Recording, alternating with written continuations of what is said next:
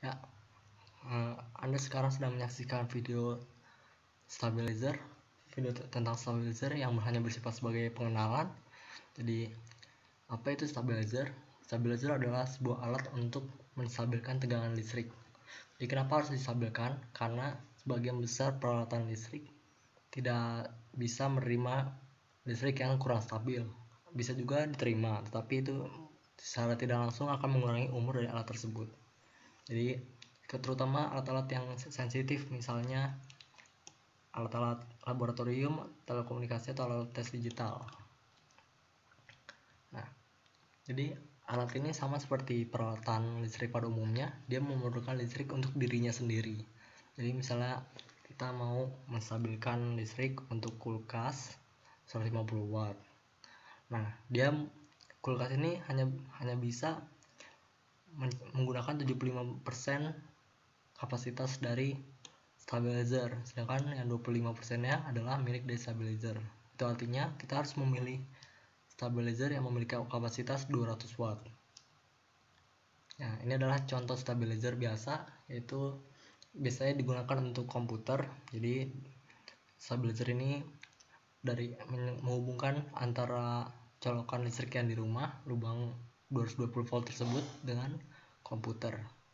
Nah, contoh lain adalah yang berbentuk seperti ini yang bersifat permanen, biasanya untuk seluruh rumah atau satu ruangan sekaligus. Jadi misalnya yang ini mereknya ProLink. Jadi ini spesifikasinya ada kapasitasnya yaitu 2000 VA, artinya dia bisa untuk menstabilkan listrik, tetapi hanya alat yang dihubungkan ke stabilizer ini maksimal 1500 VA. Jadi penggunaannya untuk yang ProLink tadi seperti ini, bisa digunakan sebelum MCB misalnya, setelah meter PLN. Sedangkan untuk yang berbentuk kotak tadi hanya untuk satu peralat, jadi dihubungkan ke kontak listrik lalu dihubungkan ke alat yang membutuhkan listrik stabil tersebut. Nah, contoh lain adalah seperti ini. Jadi stabilizernya dipasang setelah MCB langsung ke jaringan rumah, terutama untuk yang berbentuk kotak seperti ProLink tadi yang bersifat permanen. Tapi ini kurang dianjurkan karena biasanya kita hanya membutuhkan satu stabilizer untuk satu rumah, tetapi untuk MCB sendiri kita bisa berdasarkan ruangannya. Nah, isinya stabilizer itu secara tidak langsung merupakan sebuah voltage regulator. Jadi alat yang menjaga agar voltase dari listrik bersifat konstan. Jadi voltage regulator tersendiri terbagi berdasarkan jenis-jenisnya. Ada yang elektronik atau elektromekanikal dari isinya. Untuk listrik yang distabilkan ada yang AC dan ada yang DC.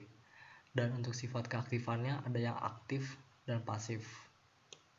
Jadi aktif itu artinya dia menggunakan sebuah kontrol khusus, jadi menggunakan suatu chip untuk mendeteksi. Sedangkan yang pasif murni, dia hanya membiarkan listrik lewat, kemudian berdasarkan sifat alaminya dia akan menstabilkan. Nah, untuk yang AC, alat-alat yang tadi, contoh yang tadi adalah yang AC, itu digunakan untuk listrik rumahan. Misalnya ini ada coil rotation, elektromekanikal, PWM, atau constant voltage transformer. Nah, untuk yang DC nanti akan diberi contohnya juga. Nah, untuk yang aktif versus pasif sendiri terbagi dua. Aktif ada linear atau switching.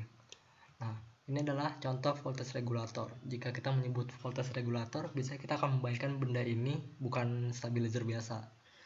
Nah, tapi benda ini sendiri hanya merupakan contoh dari voltage regulator. Nah, ini kebetulan bersifat DC, elektronik, dan kategorinya bisa aktif atau pasif tergantung isi dari dalamnya. Nah, untuk yang elektronik biasanya dia hanya terbuat dari resistor atau diode. Dia memanfaatkan sifat dari kurva VI diode atau sifat-sifat lainnya, atau bisa juga bersifat aktif, yaitu dia membandingkan actual output voltage dengan reference. Nah, dia menggunakan sebuah sistem loop untuk membetulkan voltase yang tidak sesuai dengan referensi. Untuk yang elektromekanikal, kebalikannya, dia menggunakan suatu komponen mekanis yang bergerak. Nah, ini secara tidak langsung sebenarnya merupakan trafo, tetapi dia trafo yang variabel. Kenapa variabel? Karena dia memiliki gulungan sekunder yang bisa berubah-ubah jumlah gulungannya. Caranya berubah adalah dengan memutar tab yang untuk listrik keluarannya.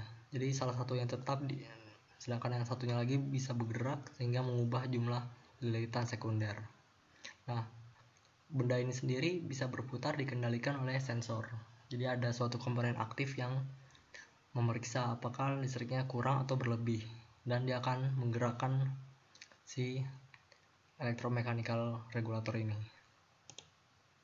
Nah, kemudian ada juga yang lebih canggih yaitu PWM. Jadi PWM ini menggunakan suatu rangkaian namanya IGBT regulator. Dia bisa menghasilkan listrik PWM yang contohnya rangkaiannya seperti ini. Jadi dia memeriksa output voltage dan load currentnya diperiksa, kemudian oleh komponen aktif ini dia mengendalikan IGBT power stage untuk menghasilkan listrik ke sini.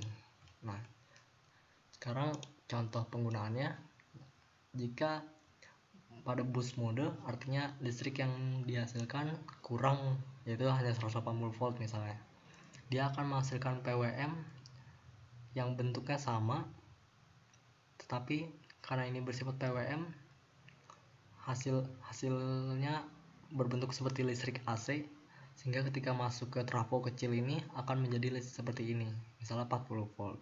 Ketika digabungkan atau tadi disebutnya superimpose, akan menjadi 220 volt. Nah, sedangkan kebalikannya untuk buck mode, ketika listriknya berlebih, dia akan menghasilkan PWM yang bentuknya berlawanan. Jadi bentuknya sama, tetapi ini PWM. Untuk DC voltage stabilizer sendiri terbuat dari Zener diode atau diode-diode lainnya. Terbagi ada dua macam, yaitu series atau shunt. Nah, ini adalah contohnya. Ini untuk yang paling sederhana, yang bisa dibilang pasif, yaitu menggunakan Zener diode.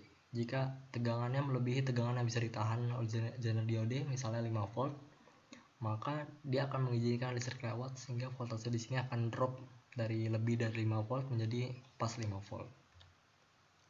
Nah, ini untuk yang bersifat aktif, dia menggunakan sampling circuit. Jadi dia akan memeriksa outputnya apakah voltasenya sesuai atau tidak dibandingkan dengan reference. Kemudian dia akan mengendalikan kontrol elemen ini. Untuk yang series, kontrol elemen biasanya berupa resistor yang akan mengurangi arus listrik yang lewat, yaitu resistor variabel. Sedangkan untuk shunt ini sama seperti yang tadi, mirip. Jadi dia membuang listriknya, beberapa arusnya dibuang ke ground. Nah, kemudian apa bedanya stabilizer dengan UPS? Meskipun kelihatannya mirip, tapi UPS kan memiliki kegunaan yang berbeda. UPS gunanya untuk memberi waktu tambahan ketika terjadi mati lampu. Jadi ketika listriknya mati, dia akan mensuplai dari baterainya dia agar peralatan tersebut bisa sempat kita matikan dengan cara yang normal untuk mencegah kerusakan. Nah, stabilizer sendiri ada dua macam. Ini jenis yang pertama. Jadi listriknya masuk dari sini, ini menuju komputer misalnya.